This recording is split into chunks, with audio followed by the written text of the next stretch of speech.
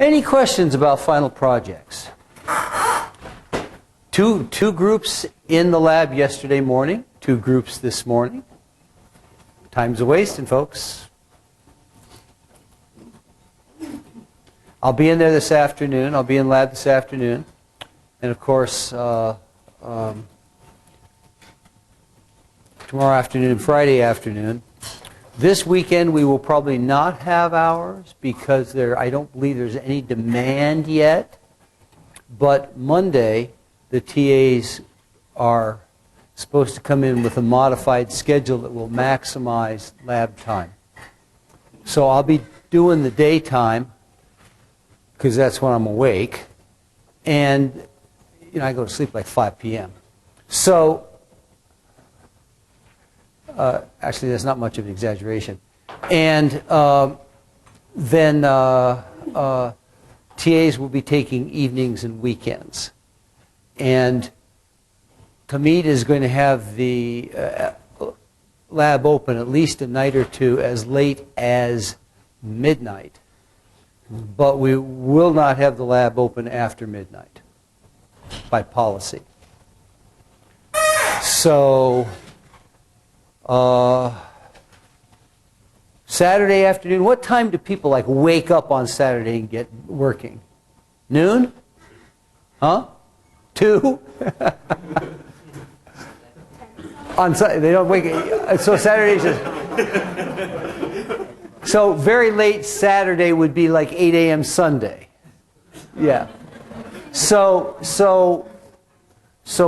1 p.m. is a reasonable time to open up, but Saturday night people aren't mostly going to work. Is that right? Yeah. So what's the cutoff time on Saturday night? 7 p.m.? 6 p.m.? 6, 7? And on Sunday, again, 1 p.m. to 9, 10, 11 is good? Okay. We will attempt to maximize hours so that you can be in there all the time. Yeah.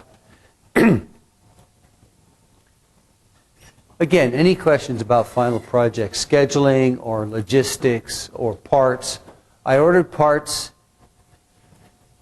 DigiKey shipped already. I would guess they'll be here Friday. The one group ordered from Adafruit. They are often fast, but I don't have a good database yet for how fast they get here. I'd guess Thursday or Friday. I will send out mail when a shipment arrives, and I would like you to come, if you're going to pick up something, come with a mail file that describes the part number, because I have to have some slightly accountable way of figuring out who ordered what. Any questions about what's in the lab? Yeah. So there's a couple of cabinets in the back, left of the room, the inside out, and well, there's inside out. Is it? Are you rotating through 4 space? Wait. Okay. So let's talk. When you enter, you're entering from the east side of the room, and you're looking west. Okay. So on the north side of the room. Okay. On the northeast corner of the room. Got it. There's 3 cabinets. 4 cabinets. Oh, there's 4. Uh-huh. And in the middle 2, I think, there's old projects. No. The middle two, the left of the middle 2 is whiteboards and backup stock. The right hand of the middle 2 is 5760 mostly. The rightmost cabinet, which is the number 4 cabinet, the bottom 3 shelves are all old projects that I've more or less taken apart and thrown in there. You are welcome to use anything from those 3 shelves. There's also several tubes of P-dips that I've picked up from various places and tossed in there. You're welcome to use that. There's more power transistors you could possibly use, for instance. 8-to-1 analog muxes, 555 timers, all audio power amplifiers that are single package, 1 watt, drive a speaker directly, power amplifiers, but they ain't going to run off a 3-volt power supply from the CPU. You'll have to use a 9 or 12-volt power supply along with the low voltage to run those. Anything else?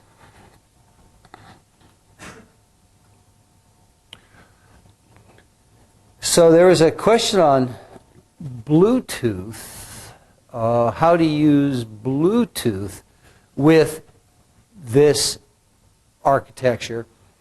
And it's a little unclear what the question means. There is a Bluetooth stack that you can download from Microchip and run on this architecture. I would not do that. First of all, that means you have to have a raw Bluetooth radio with no built-in stack.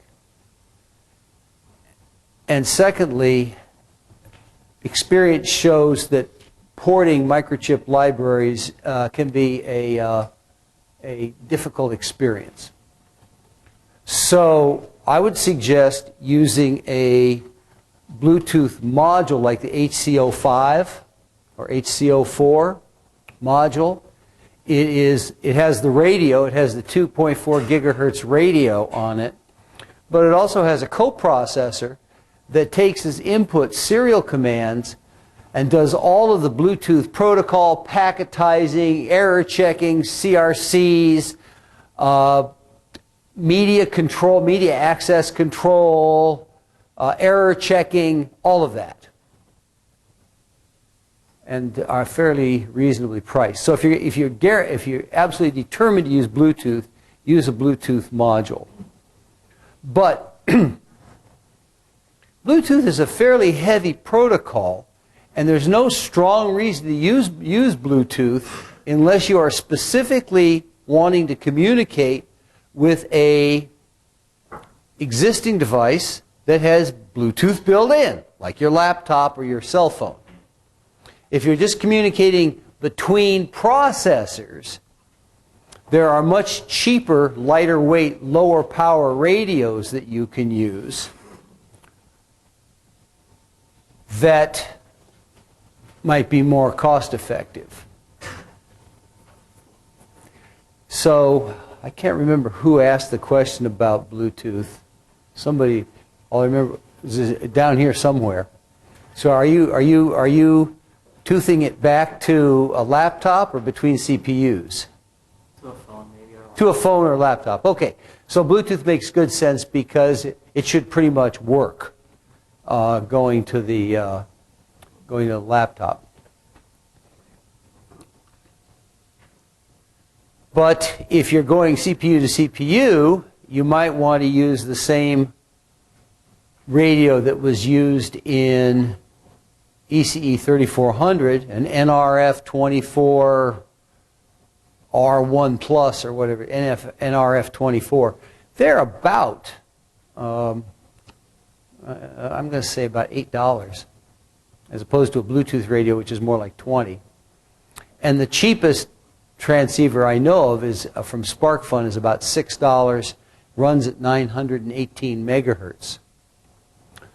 That, by the way, 918 megahertz is a industrial data band in the U.S. on which you're allowed to transmit data at low power with no license. So you might consider that. They actually sell an 850 megahertz version also. That is illegal in the U.S. That's for the Europe market. 433 megahertz radios are extremely cheap. You can get a 433 megahertz transmitter for about $4 and a receiver for about $5. The FCC Part 15 description of this frequency band is quite hard to understand. You're allowed to send data only if it's related to control. So, if you have a temperature sensor sitting out on your porch, reading in your living room, that would not be allowed at 433. But if the temperature sensor was connected to your thermostat and could turn on the heat, it would be allowed. Does this make the slightest bit of sense? No, but that's the rules. So typically you can't use 433 megahertz transceivers unless you're doing control. So if you're doing remote control, a little radio controlled blimp, then 433 megahertz would be allowed.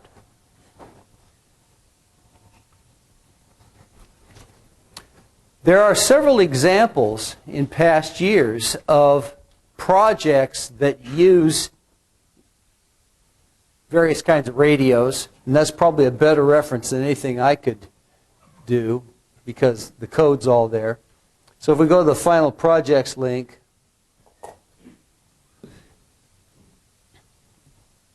there's, I don't know, 350 or 400 projects, but fall 2014, number 38, fall 2013, number 38 would be a Bluetooth robot.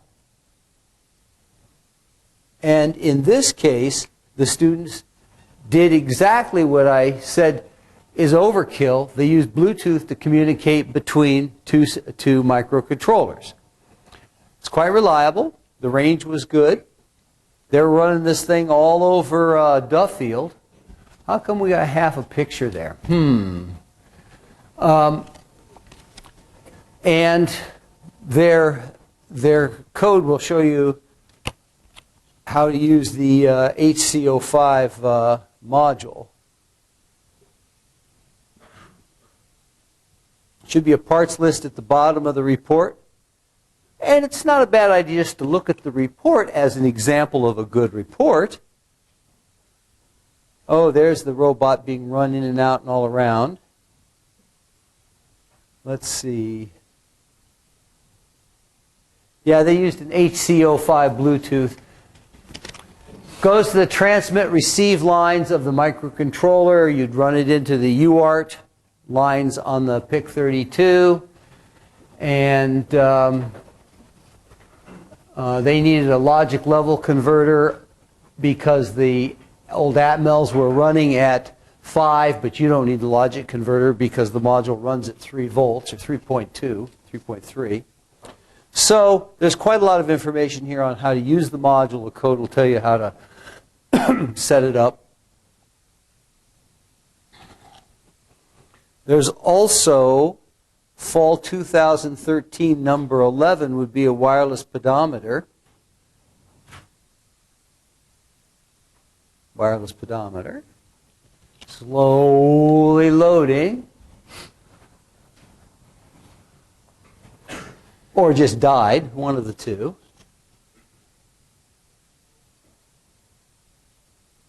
Wow, that's... So there's a feature of some of these things that is hard to deal with, and that is that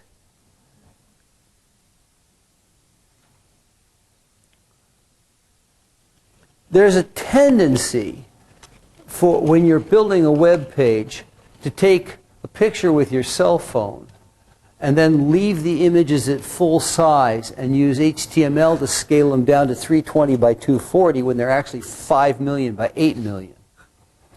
And so the pages load really slowly because it's downloading a whole bunch of pixels that then interpolates away to nothing. So I have a feeling that's what happened here. So you could mark it down at number 11 is probably worth looking at. And then fall 2012, number 7.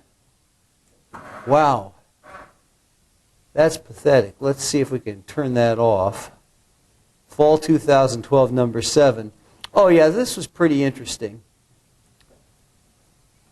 And it could be, of course, that we're just dead here because Wi-Fi is dead. But this was a virtual pepper spray.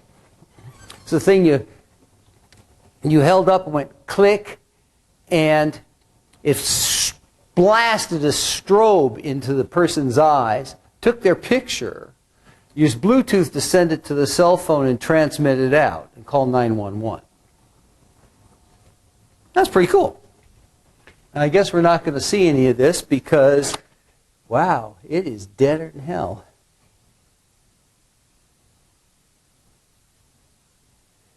There's other... Well, I can't even reload the page. So I wonder if I've... Does anybody else have Wi-Fi connectivity? Or is just the room dead? You have it? Yeah, so it's my iPad. So I'm just going to close this link out and try and start again. Because sometimes that helps. But not today.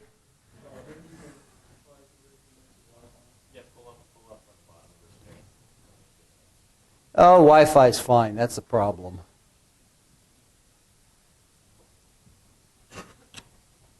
So, yeah, so I can't get anything. Nothing? Oh, you're saying I should just, okay, well, I can do that. Yeah, you know, I have a, looks like Wi-Fi is off. Oh, because I turned it off. All right, so we'll turn it back on now.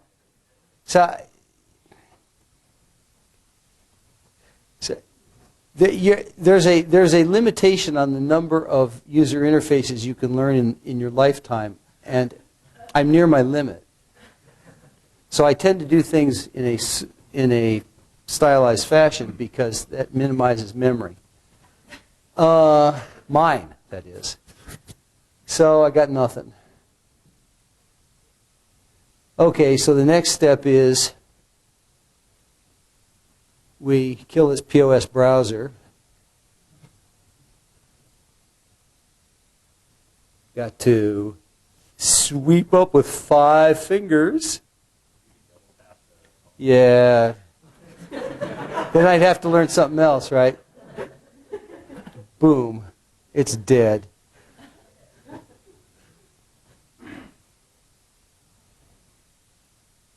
Oh, that's better. So, whatever I did, I stalled Safari. There's other radios in this list also. There's an RFM12B in 2014 number 19, which was a bike dash. It was a very cool interface that measured the power you were putting out on a bike by putting a strain gauge on the crank and measuring the torque, and torque times speed gives you power. But because this whole thing is sitting on the transmitter is sitting on the crank, it better be wireless. Otherwise, you're going to have a monster twist of wires. And so I used an RFM12, which is a quite low-cost module. Not too easy to set up, but that's what you use their code for, is to figure out how to set it up. And then, of course, from 3400, you've all used the NRF 24. Those of you who took 2400 last year used the NRF 24. And probably the easiest way to get that set up is to grab the Arduino library, which is mostly C code anyway.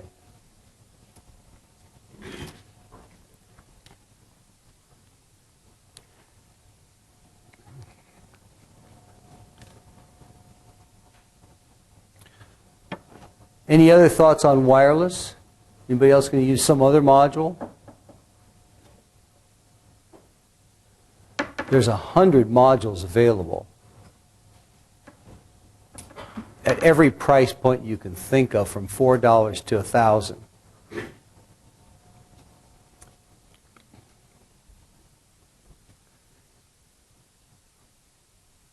So, for the last couple of days, I've been playing with speech compression. And because I'd like to be able to put a significant amount of speech into flash memory. Uncompressed speech at telephone rate is generally considered to be 64 kilobits per second. It would be 8,000 8-bit samples per second. So a bandwidth of about 4 kilohertz is enough for speech, and 8 bits of quantization is certainly enough, so about 64 kilobits per second. You have about 128 kbytes of flash on this architecture, so that at 8 kilobytes a second, you're going to use that up in about 16 seconds. So it would be nice to be able to compress the speech to get more content into flash. And speech compression is possible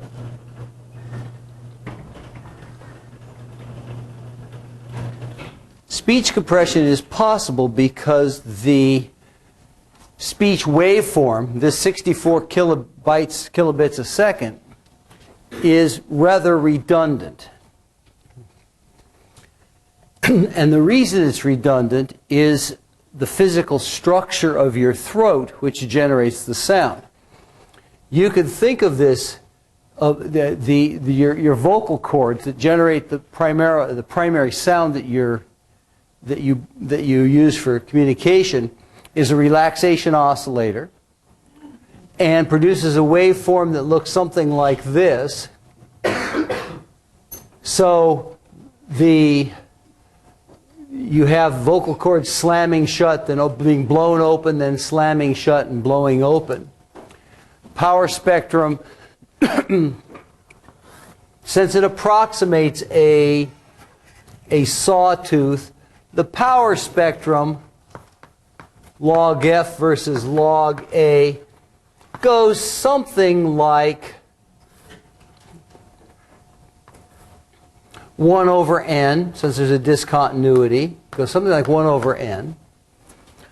But that source is filtered through effectively a tuned pipe, which is your throat and lips and mouth. And this is often modeled by about 5 sections of pipe corresponding to different regions of your mouth and being driven by a high impedance buzz generator, vocal cords at one end. So it looks like a closed tube. And you might think of the diameter of this piece of tubing as being the position of your tongue in your mouth, from constricted to open. This might be a piece of the throat. This might be the lips. And you're varying the diameter as a function of time. And what that does is to vary the impedance connecting the various tubes together. So overall, this structure has a resonance. We're ignoring the nose here, but you could still understand me with no nose. Overall, the system has a resonance that looks like 3 or 4 or 5 peaks, log F versus log A. And on the same scale, the harmonic structure of your vocal cords is rather dense. So these are rather broad resonances over the range of about 300 hertz to about 3,000 hertz or so. And most of the information for speech is carried in the position of these peaks. If you look at it in the time domain, you find that for certain vowels, you'll see a waveform that looks like this. It's very repetitive, and the repetition time is one vocal cord cycle. So if you're sending unencoded, uncompressed voice, you're sending the same stupid waveform over and over again. Why not just send it once? Or why not figure out what parameters generate that waveform and send those? And so there's a couple of approaches to compressing speech that are used.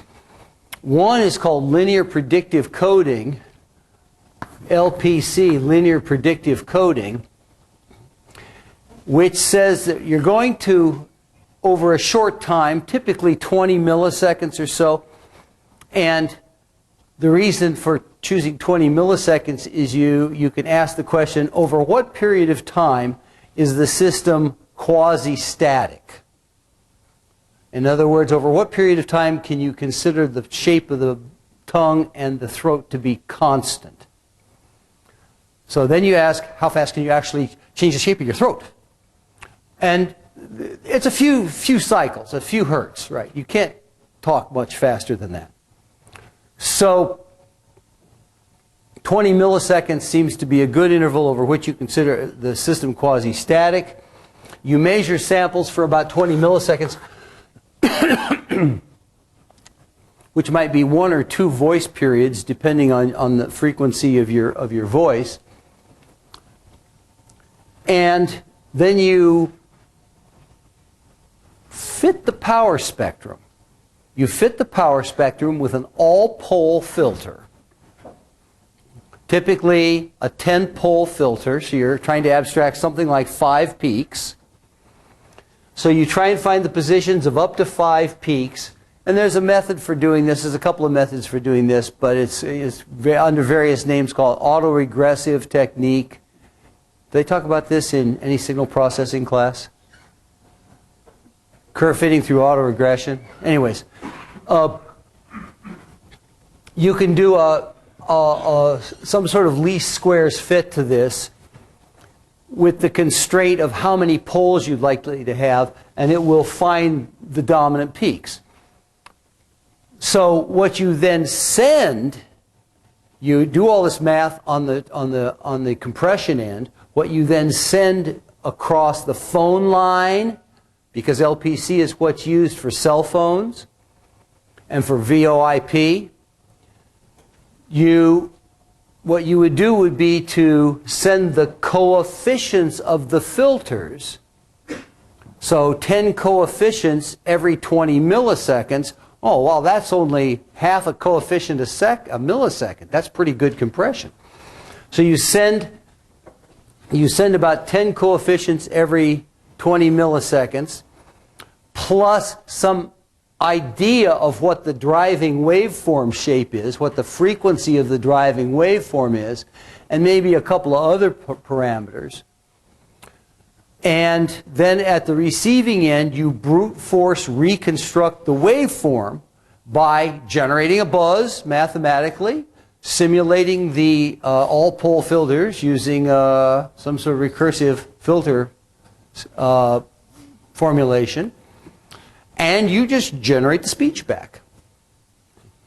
Doing this, you can get from, if you use LPC 10, which is a standard linear predictive coding number 10, which is I think it's a DOE or DOD standard for compression, takes the 64 kilobits per second and takes it down to 2.4 kilobits per second.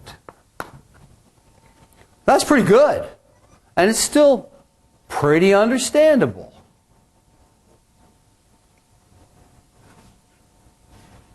So that's like what, 20 to 1?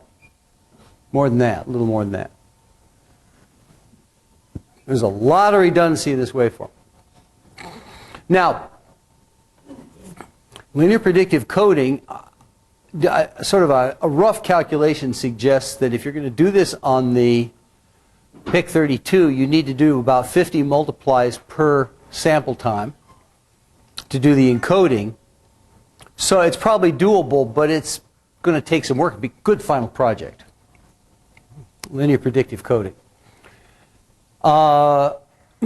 Decoding is rather easy because the recursive filter requires about 10 multiplies per time step, per sample step at 8 kilohertz, which is easy. So playback from a linear predictive coded setup is certainly doable on the PIC32. There's another approach which has been used for decades on lower power systems, and that's called adaptive differential pulse code modulation, or ADPCM for short. I don't think I can pronounce that one. And that can give you a factor of 4 or so, maybe 8 compression. The hypothesis behind this scheme is quite different. It's a time domain scheme that says, well, okay, you've got this waveform. It's a rather constrained waveform. It's constrained by the filter coefficients and by the buzz source. And so there is a high correlation between sequential samples in the time waveform. In other words, the first derivative is small. And for an 8-bit representation, 98 or 99% of the first derivative values that you find have a magnitude of less than 4 bits change. So why not just send the 4 bits? Why send the whole 8 bits? Just send the derivative and add them together at the other end. And you can do a little better than that by that would be non-adaptive. By doing adaptive, you say, well, the history of the signal gives me some idea of how big each jump should be in the waveform, and so I can send less bits and be a little more clever about how I choose to do the numerical integration on the receiving end. So I tried this. I actually did this on the Atmel, which is, I don't have code for this on the PIC32 yet. And so let me find the. So I took some sort of stupid thing like, hi, I'm an Atmel Mega 32, and put it through a 2-bit differential pulse code encoder with the, so you're sending the fact that it either goes up 1 unit, down 1 unit, or stays unchanged, right? So 2 bits. Only 3 of the 4 codes being used. But the meaning of up 1, down 1, or 0 may not be 1 bit. There may be a better value for what that means. So you do a least squares fit to the original waveform to find out what derivative you should actually send. And when you do that, you get something that sounds like this.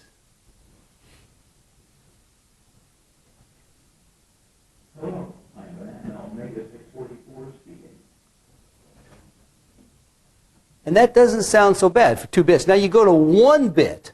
You say, all I'm going to do is send the sign, the SIGN of the derivative.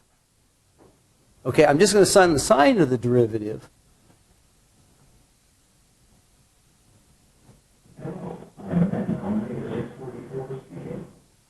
It's still not bad.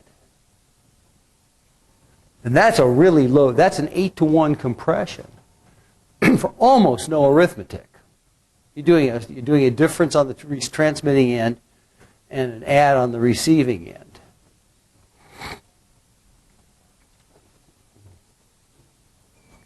So getting an adaptive differential system working on the PIC-32 would be amusing. I modified the digital signal processing link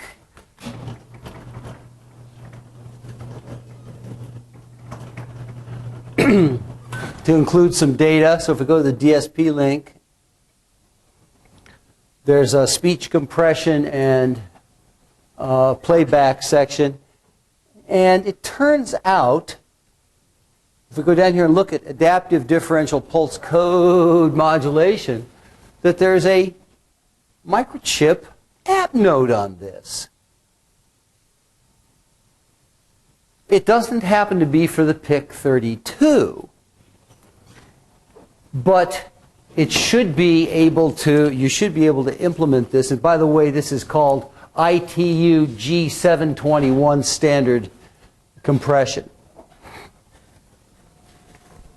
That would be fun to get running for storing speech in a compact fashion or sending speech over a channel with fewer bits.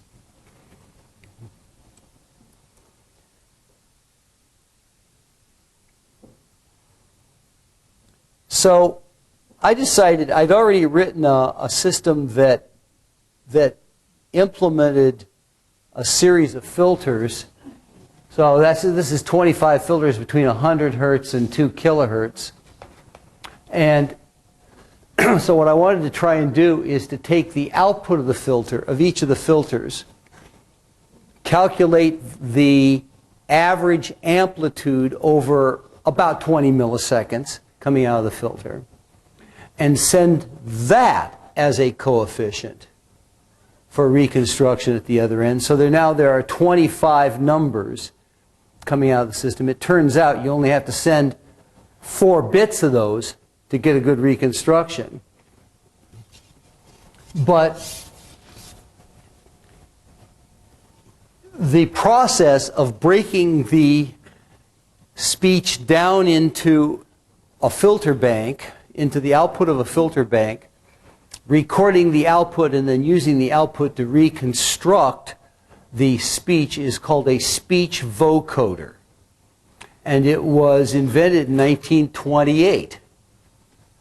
So, using presumably vacuum tubes at the time. And I saw a speech vocoder being demoed at the 1964 World's Fair in New York City, and it was about that big, right? Because I think it was probably still vacuum tubes at the time.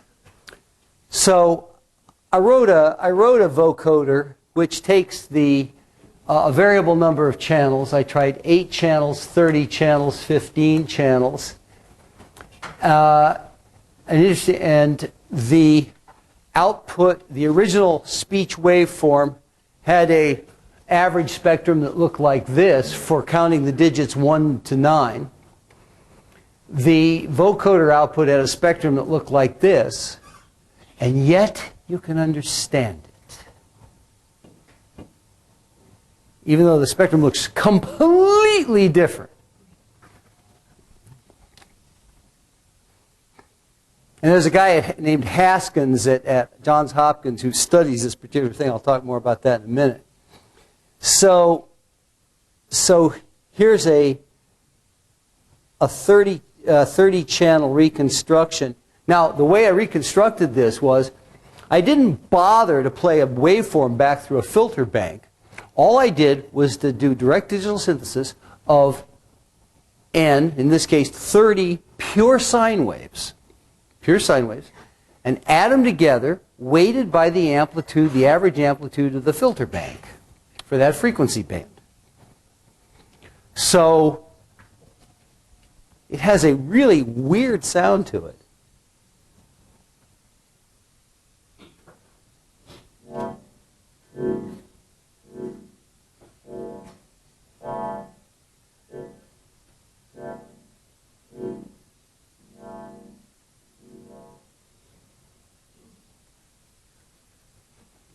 So kind of understandable. So what's missing in there? What strikes you as missing?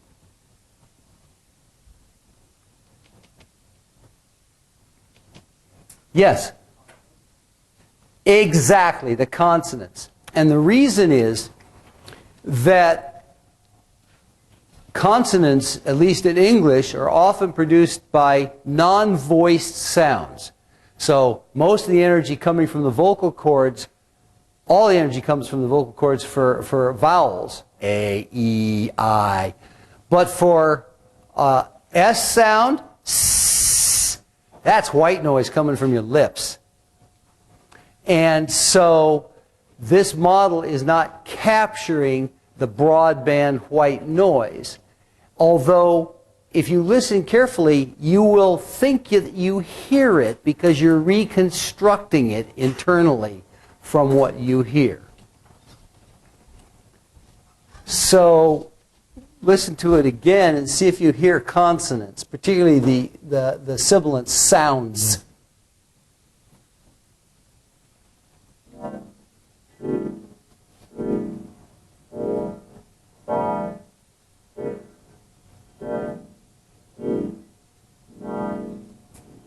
Did you hear the S in the 6 and 7? It wasn't there, folks. You're interpolating that.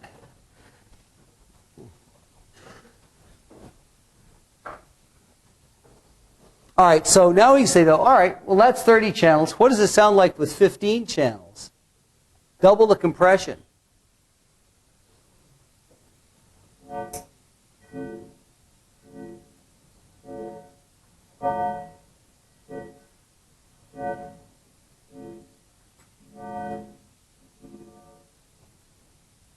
Yeah, maybe.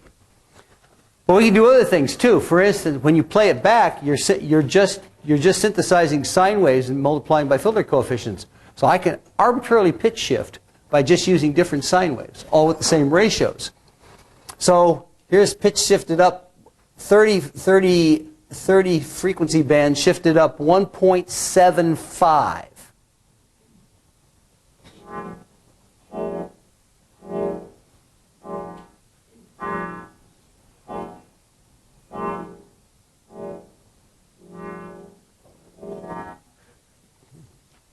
Yeah, maybe. It turns out that there's significant aliasing there because the synthesizer is now trying to produce stuff that's above the a frequency above half the sample rate. But that's okay. Still sounds okay. Sort of. Here's 8 channels, original playback.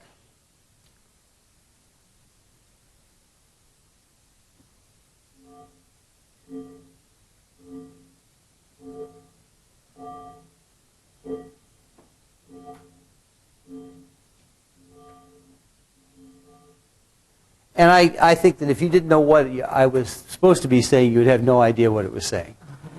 Here, by the way, is the original.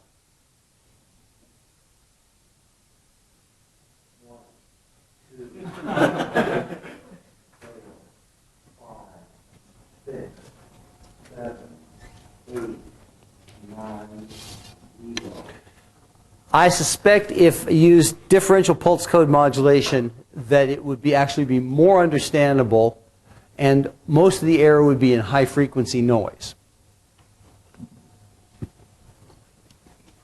But this was an interesting thing to try.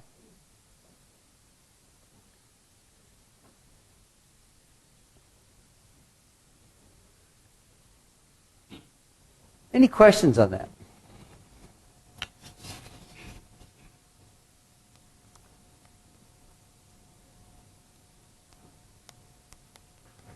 So the next step, the next mathematical step, would be to get linear predictive decoding running on the PIC32. Oh, by the way, the PIC32 is perfectly fast enough.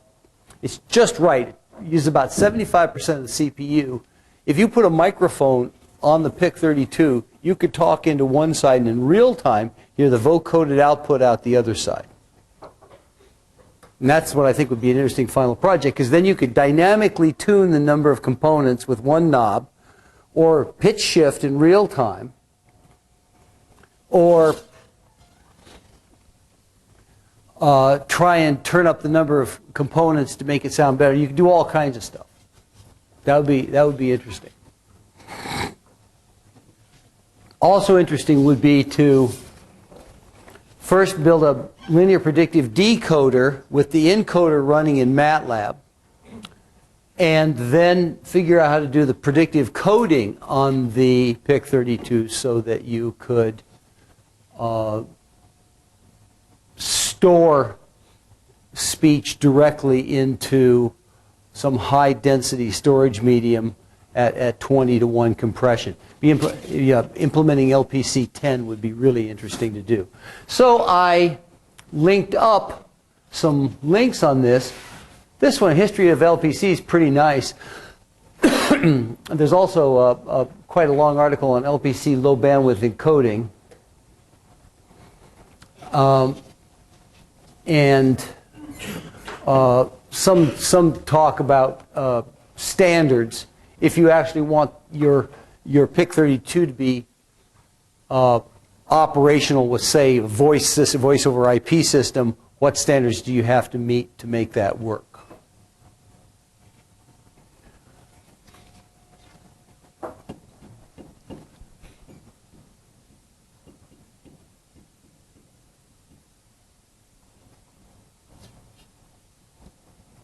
Of course, if you put enough memory on the system and you're only doing speech playback, it almost doesn't matter if you compress or not.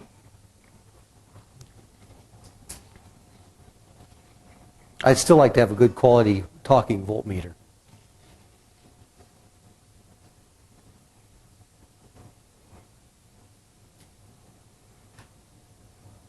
You can imagine the kind of swearing the voltmeter could do if you leave it on a resistance scale while you try and measure a voltage source.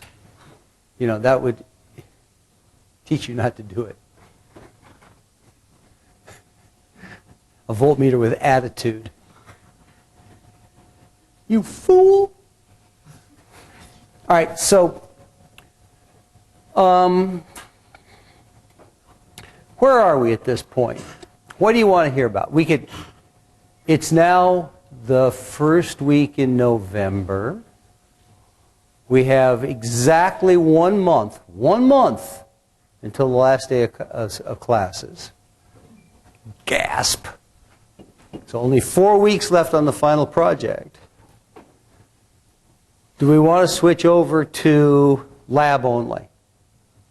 Or do you want to hear about some other stuff?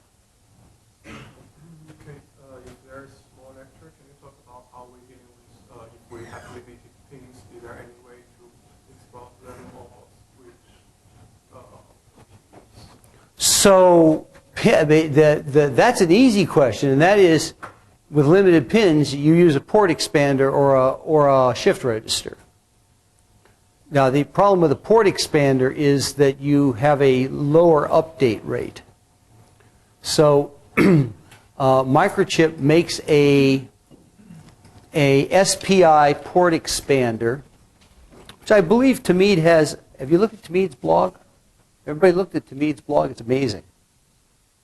It's got over 1 million views on the thing.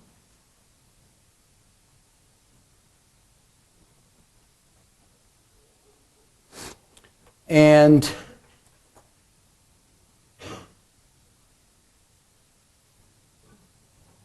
power, AC control, PIC32. And I believe that protoboard, the PIC protoboard details and schematic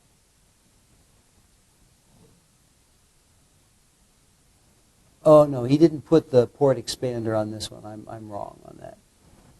In any case, if you want to use a port expander, I have some port expanders, some SPI port expanders. You can run the SPI at about 20 megahertz. You can load the port in maybe a microsecond. It's not as fast as maybe 2 microseconds. It's not as fast as a native I/O port, but it's fast enough to do keypad scanning, for instance. How many I/O lines do you need?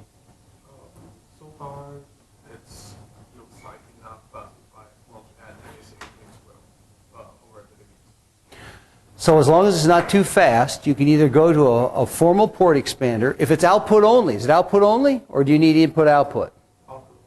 Output only, use a 7400 series shift register. I can't pull that number out of my head. I think it's who's got a laptop open? 74HS 536.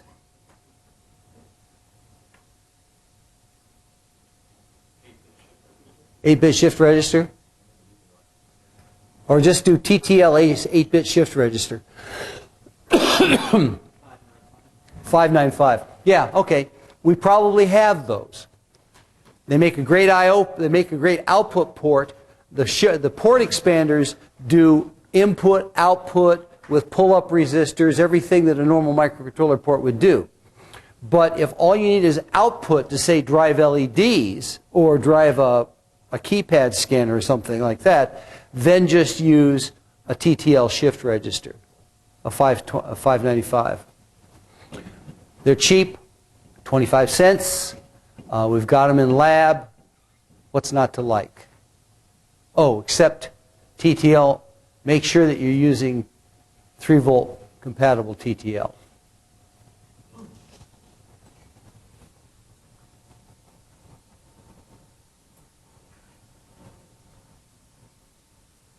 What's the feeling? Do we want to switch over to, we want to be done with the lecture? Yes? I vote for switching the lecture, or switching the lab.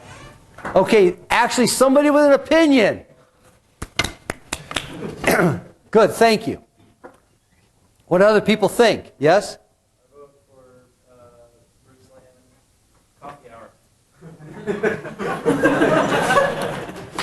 Does that mean I'm buying for everybody? Virtual coffee. Okay, I see. It's the virtual coffee hour using virtualized Pick 32 coffee. High calf. Yes? All right, we're done. So Friday there's no tape, no video. And Friday, meet in the lab. I'll be there to answer questions. Starting this afternoon. As much of tomorrow as there are people in the lab. Friday morning, if anybody's in there. Certainly Friday for lecture time. And then Friday afternoon is a standard lab time where you must be if you're in. You have to come to your lab section during final project. Okay? Thank you.